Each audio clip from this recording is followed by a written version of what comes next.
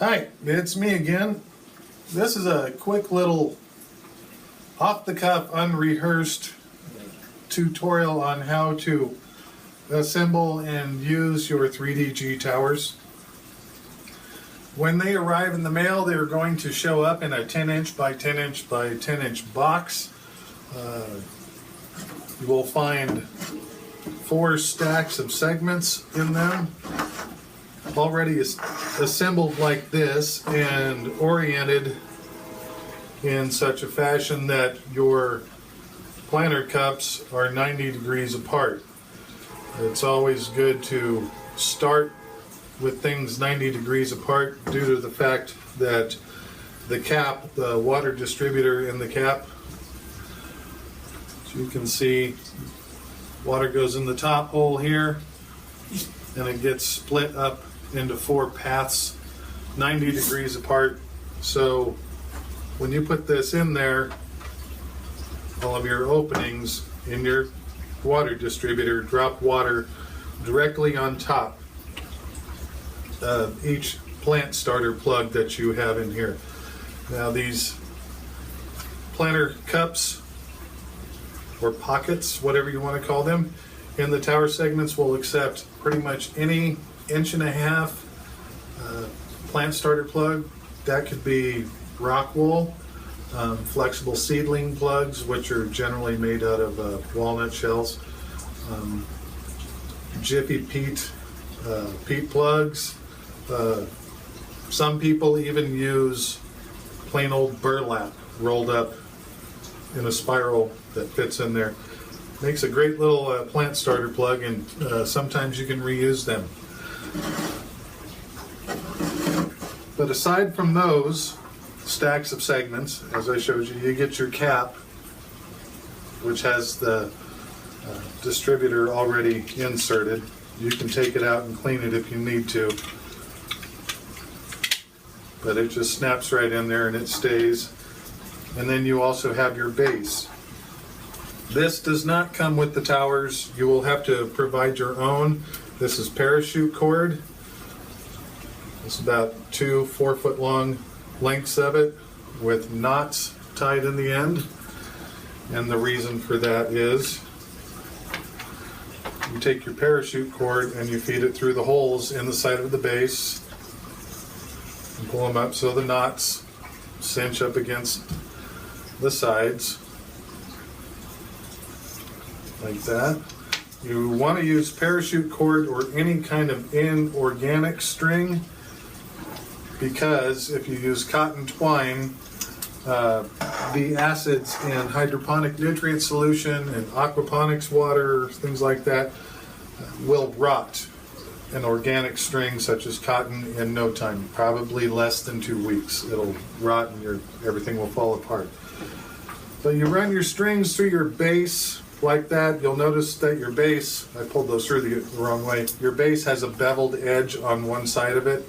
That's going to be the top. But the best way to do this, just take your segments, your stacks of segments, line them up like that, give them a quick little tap. They don't have to be perfect, frankly, because plants don't grow in a perfect fashion anyway. So if you're one of those OCD people and think these things have to be perfect, probably not going to be a good hobby for you. And besides, once your plants are growing, you're never going to see all that anyway. So after you get those stacked up, take your 2 strings, drop them down into your towers. Now where the string goes through the side, you want to orient that between 2 rows of the pockets there. And the reason for that is so when you go to hang it, your string isn't pulling up in front of any of your planter pockets. So that's in there like that. Push that through just to make sure those are up against the sides. And we don't want those twisted. After that, you'll see that there's 2 holes On the outer edges of your cap, you want to run your strings through those.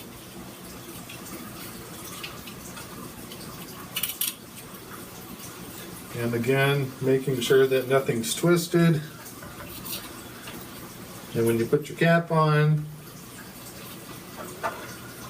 you just want to make sure that your openings for your water distributor are as close as possible to being in line with the rest of your planter pockets. And that's all you want to put it in there, is about 1/4 inch. That's perfectly fine.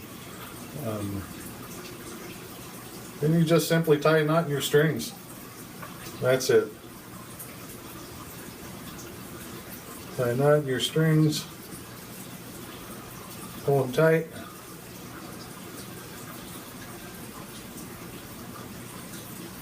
And that is a 3D G-Tower fully assembled and ready to install. As you can see, I did not put any media in here, and the reason being that it's not necessary.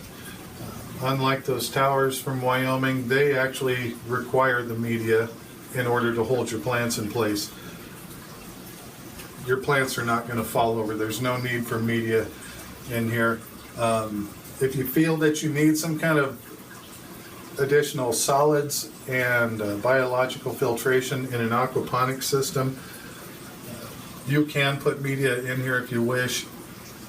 I think it makes things kind of sloppy because you constantly have to tear your towers apart between plantings and clean your media, put it back in. I recommend using rain gutters filled about 2/3 full of lava rock. That does both. It provides mechanical filtration and biological filtration, and as long as you use those in some kind of a setup where they aren't sitting flat on the ground, you can easily take those out. Dump your lava rock into a bucket, wash it out, or if you have a cement mixer, that's probably the best thing. Dump all your lava rock into a cement mixer, hose it down and tumble it. That'll get all your fish waste out of it. But it's not necessary in here.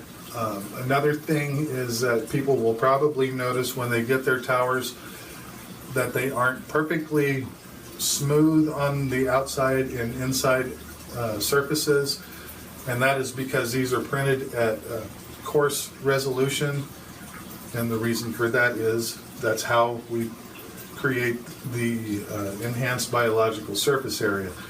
And since you're not going to, if you're not using media in these, those little ridges in there are what your roots are going to grab onto so they can spread out.